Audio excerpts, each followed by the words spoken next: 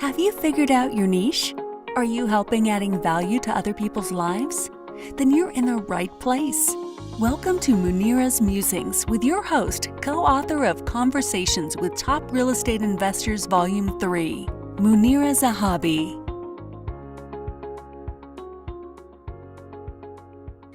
Greetings from Chicagoland. This is Munira, your host, coming live to you. Your host of Munira's Musings, coming live to you from Chicagoland. Thank you so much for joining us today. Our guest today is Menaca. She's originally from Sri Lanka, lives in United Kingdom right now, but she has grown. She's our guest. She's a repeat guest this time, but she's going to talk to us about what is now happening in her life since she came to our show before. Before we dive in, want to tell you about what I do, what my show is about. So I am the niche navigator. I help coaches and business owners find their niche. There's always somebody out there who wants to do something, but then has a lot of fear inside them because they are not clear.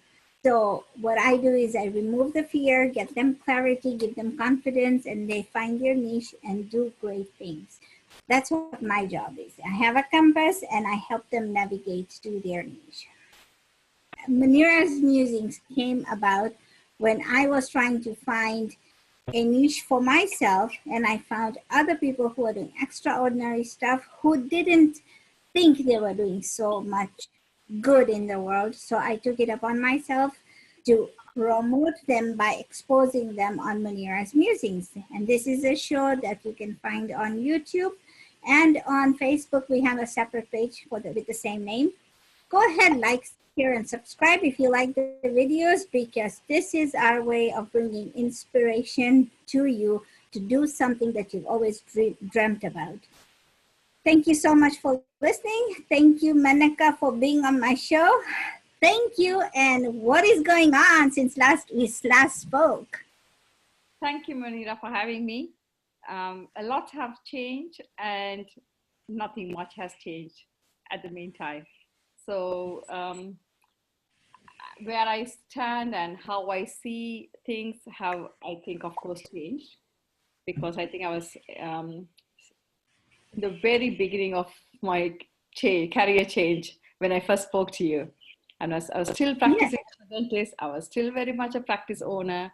And so I was considering a career change, and I wasn't definitely on the cross paths at that time. I think after I spoke to you, obviously, as you mentioned, I guess I had more clarity in what I wanted, and I had to really dive deep into myself to see what I really wanted to do. And then I got a mentor for myself. I went and found a mentor and coach in public speaking, because as a school kid, I spoke a lot. I got into a lot of competitions and I enjoyed sharing my message. And somehow life happened and I got so much more into clinical dentistry, and as a professional, I don't regret that path for a second. I enjoyed it whilst it lasted, and I think I had learned a lot from it, and who I am is from what I was part of it. And going forward, I think I'm very how do I say it? I'm quite passionate about women empowerment as well. So I decided to mix the both, and then I went and had a qualification for leadership from University of Cambridge, and became an NLP and hypnosis practitioner. And because I always believe in holistic approach rather than fragmented approach and trying to do certain things. So I just thought I have to equip myself to be able to deal with a leader or a woman or a business owner in a holistic manner. So I needed to collect, I guess, the skill sets and knowledge base, what I was lacking in a way. And of course, it's a journey and it's still work in progress. And I believe in developing myself throughout. It's not, it just doesn't stop today or tomorrow, but it has definitely paid off, and I feel more confident in myself and feel more value, that I know that I can share something for others and make someone's life better in that way.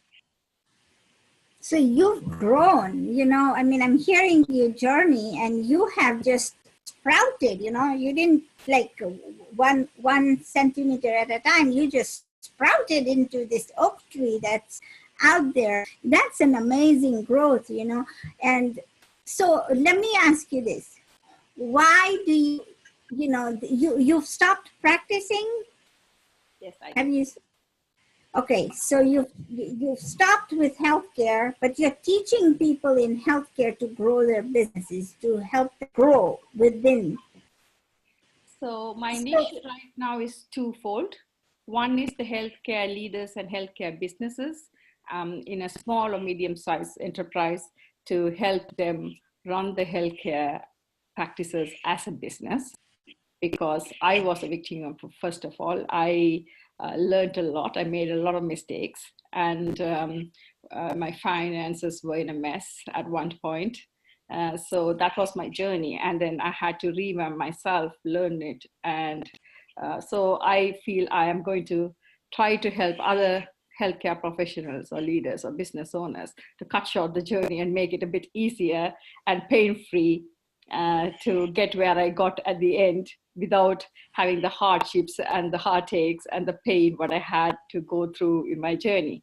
The other niche is women, really, because I really feel women have all the power they need.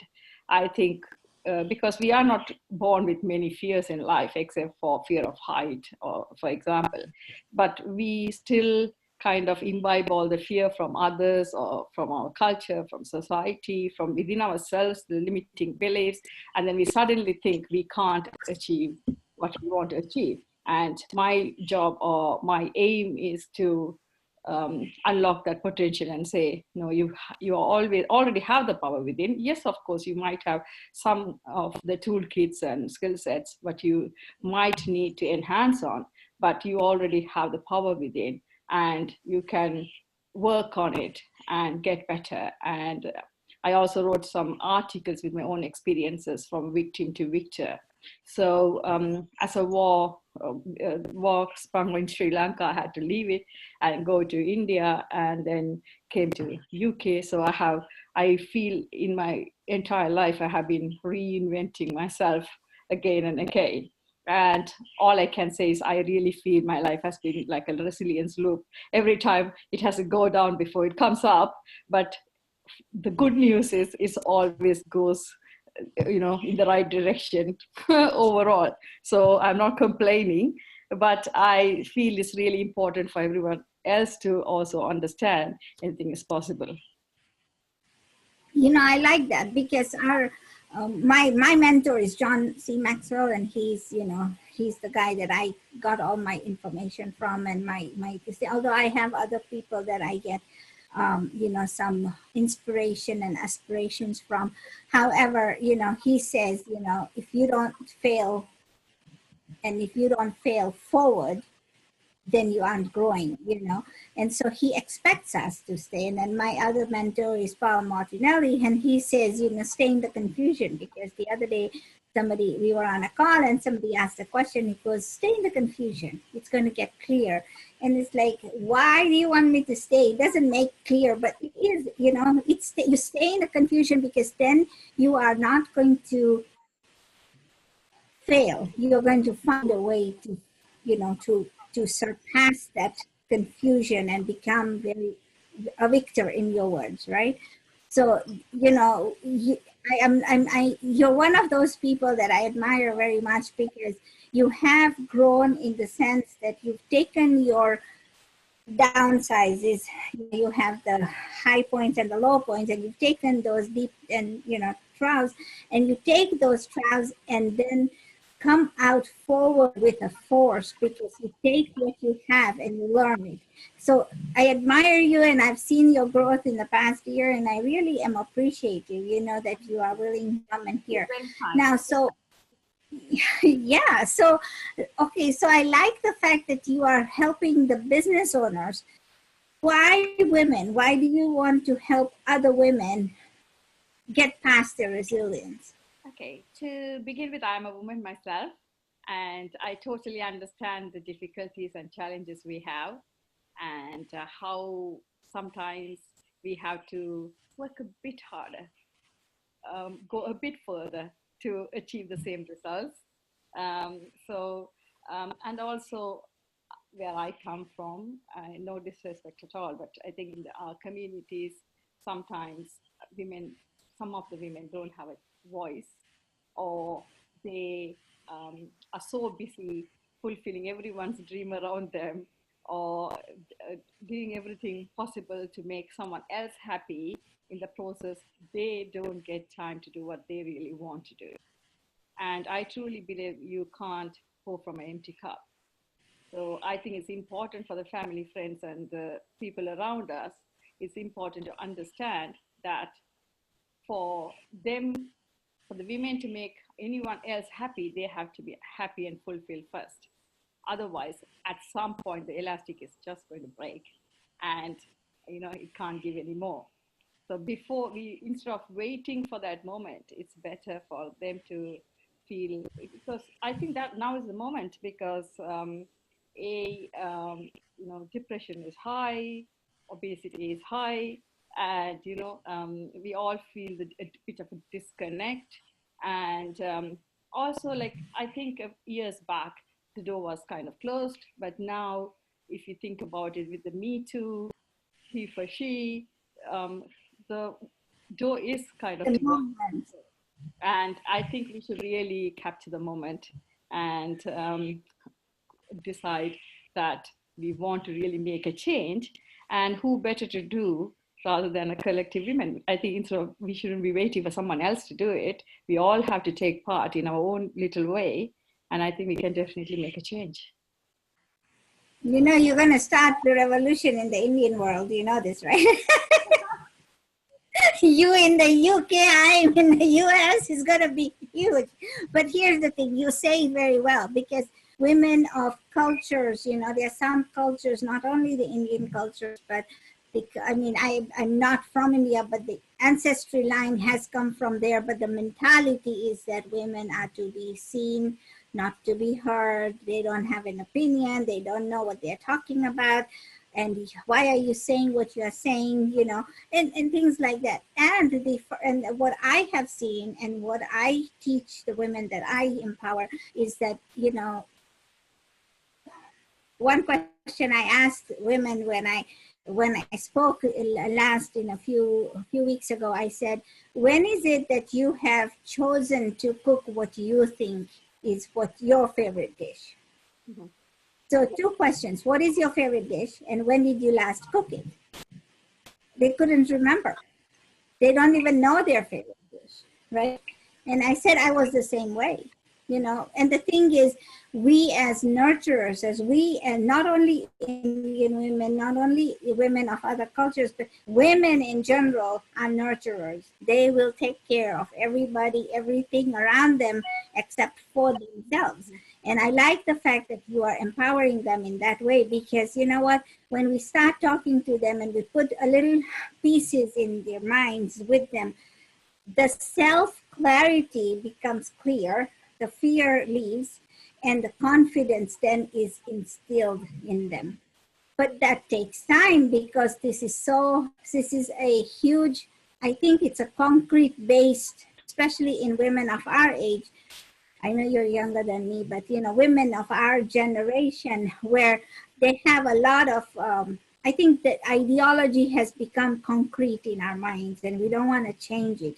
So we have to do it with a chisel and slowly carve the ideas that we are instilling in them, you know, one chip at a time, if that's the way to say it. I mean, what you said really resonates with me, because a few weeks back I was invited to join a club, a group of women where they were getting mentored and coached. And the organizer asked, would you mind come in and join us? I said, of course. So I joined, and at one point I was trying to help one of the delegates there, and I said, so what do you think your child will be proud of yourself? And we started talking about how good the child is, how extraordinary the child is. And then she said how resilient her husband is. And I said, but that's not the question I asked. I asked the question, what would your child tell about yourself? Not about themselves, not about the husband. So, but it took, I think even at the end, she couldn't really come up with the answer. And I know from her background, I know from her story, she has achieved way, way more than even me, I would say, in her own little way. She has done it, but she doesn't recognize it. And I think that's the issue. And the other thing is, I think we don't have to, like, strength is in poise, strength is in grace. We don't have to, like, people suddenly think if it's women empowerment, we are going to be with a, some placard running around. Not really. We can still demonstrate our grace and poise and still empower someone, and we can get empowered in the same way. You said it. You said, and see, this is why Munira's musings came about, is because people do extraordinary things all the time, and they don't see it in their eyes. So when I put them on this pedestal and put them on this interview, it's like, now I have to talk about me, really? Which is funny, because we are taught in the coaching world that people like to talk about themselves. When you talk about sales, this is something that happens. And let's talk about sales. Let's talk about who we are. Let's talk about who you are. And people like to talk about themselves. And most women do, right? They do. They do talk about themselves, but they do not put themselves in front. I like Paul Martinelli a few weeks ago had a session on I am. And that was powerful, because now you see all these statements coming along in the Facebook group is, I am empowered, I am beautiful, I am me, just little things to make you feel proud of who you are. That's what we want, right? And I love that message. Thank you so much. So what's the next step? So I've been invited to speak in India in April in Women Economic Forum. So I'm really feel humbled and honored to be going there and looking forward to it. A bit nerve-wracking, I must say, but I love it. I love to share my message, and I'm really looking forward to it. And so, end of this month, actually next week, I'm finishing my coaching in NLP. So that would be something to look forward to. And really looking forward to completing my book. And most likely the book is called Resilience Learned. And so I think it is important for us to realize resilience is something which is there in us, but we also learn it, because every time you fall, you get up. I think you learn a bit more of the resilience, and you also reinvent how much resilience you actually have within yourself. And as I said before, I think if we don't fall, we wouldn't even find out. So I think I am now at a stage after all these years, I think I really feel that my failures have been my gifts. And if those failures weren't there, I wouldn't be speaking to you today. And I would be. That is a very powerful message. Very powerful. Not everybody wants to own up to their failures, and I can write a book of them. I have made so many blunders in life. But, that's what it is all about, is, you learn, and here's the thing, fail, but learn, right? And learn, fail again, try again, rinse, repeat, right? That's what we have to do. I love that message that you are doing, and I like the fact. I want to know how your empowerment conference goes in India. I love it. Are you going to speak English or in Hindi? I'm speaking in English. Yes, I think I am doing 2 speeches, and I might be speaking somewhere in London end of April. It's not confirmed yet, so I'm not going to announce it yet. But yeah, and I've been nominated for an award for service. Yes, let's talk about that one. I nominated you as well. So this is a very prestigious award in the UK, right? Any award is prestigious, I guess, in our and it's like celebrating someone, really, and that's how I see it. It's nothing, no award is bigger or smaller, or where at what stage we are. Every what I have learned is in my life in the past, going out of it, but I never appreciated anything. There was no gratitude, and for a 9 out of 10 wasn't enough.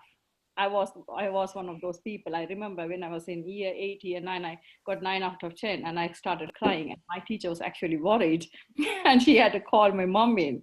But from there, now I have come to a point when I get anything at all, I really like to celebrate. And I feel gratitude is something everyone has to practice. So I'm really grateful for being nominated. Regardless what happens, whether I win, lose, really doesn't matter. It's a journey, because I really think success is a journey. It's not a destination. So, I'm enjoying the ride, and let's see where it goes. I like it. I love it. I enjoy it. Thank you so much for being on my show. This is what we want to see, is the progress, right? You come on our shows and then come back again and let us know what the progress has been, because Menaca did it in 1 year. About this time last year, we had this interview, and you were still, you were out there, but you were still holding on to your practice. But now I've seen that you've left it and grown on to bigger and better things. This is so amazing. I'm so proud of you. Thank you so much for being on my show. For those of you watching, take the growth process for what it's worth. You want to sprout like weeds, and not that weeds are bad, but weeds can be beautiful. But that's how you want to grow, because you know what? Your growth is in your hands, in your control, and you are the only one that can control it. So let's do that. Let's grow together, and find a coach, find a mentor. It doesn't have to be one of us. It can be somebody else that you resonate with.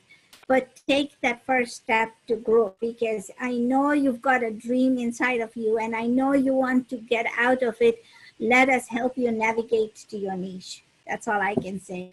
And for all of thank you, Menaca. I appreciate it. Thank you so much. Thank you for having me. Bye. Good luck to everyone of your listeners as well. Thank you for listening to this episode of Munira's Musings with your host, Munira Zahabi. If you enjoyed our show, please share and subscribe to this channel. And for more content, please join our Facebook group called Navigate to Your Niche.